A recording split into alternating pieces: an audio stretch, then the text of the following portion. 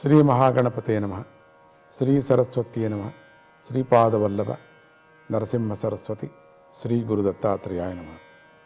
నవరాత్రి 6వ రోజు విశాలాక్షి అవతారం.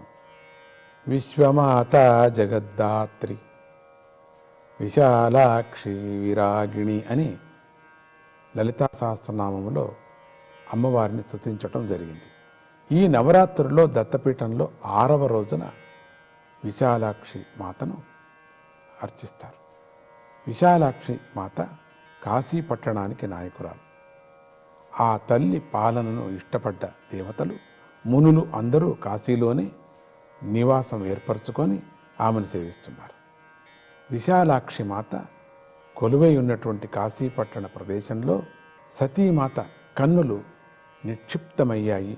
ఆ ప్రదేశంలోనే కాలభైరవ స్వామికి బ్రహ్మహత్యా పాతకం తొలగిపోయింది కూడా. అమ్మవారి పరివారమైనటువంటి 64 మంది యోగిని మాతలు విశాలాక్షి అమ్మవారిని సేవిస్తూ అక్కడే ఉంటారు. అమ్మవారి కళ్ళు చాలా విశాలంగా ఉండటం చేత అందరూ ఆ మాతను విశాలాక్షి అని స్తుతించారు.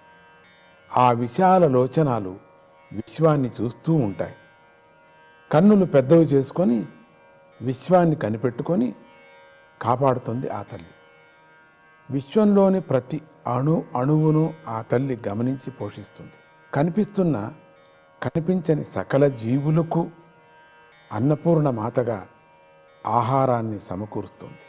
అన్నపూర్ణే సదా పూర్ణే శంకర ప్రాణవల్లభే జ్ఞాన వైరాగ్య సిద్ధ్యర్థం భిక్షాం దేహి చ పార్వతి.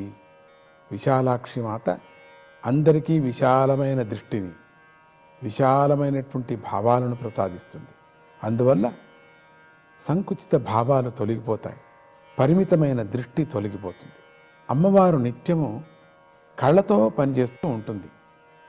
ఆ మాతే కామాక్షిగా, మీనాక్షిగా, పద్మాక్షిగా సృష్టిని కాపాడుతూనే పనిని ఎప్పుడు చేస్తూనే ఉంటుంది తల్లి.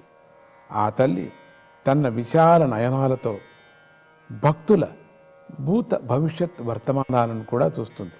ఈ రోజున నవదుర్గా అవతారమైనటువంటి కాత్యాయని దేవిని స్మరించాలి. పూర్వం కథ అనే మహర్షికి కాత్య అనే మహర్షి పుట్టాడు. కాత్యుడి కొడుకే కాత్యాయనుడు.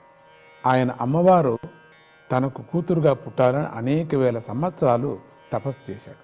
అతడి భక్తికి పరాశక్తి సంతోషించి అలాగే అని వరమిచ్చింది. కొంతకాలం అయ్యాక త్రిమూర్తుల తేజస్సుతో ఒక దేవి ఆవిర్భవించి అక్కడే పుట్టి ఆ కాత్యాయన మహర్షితో పూజించబడింది.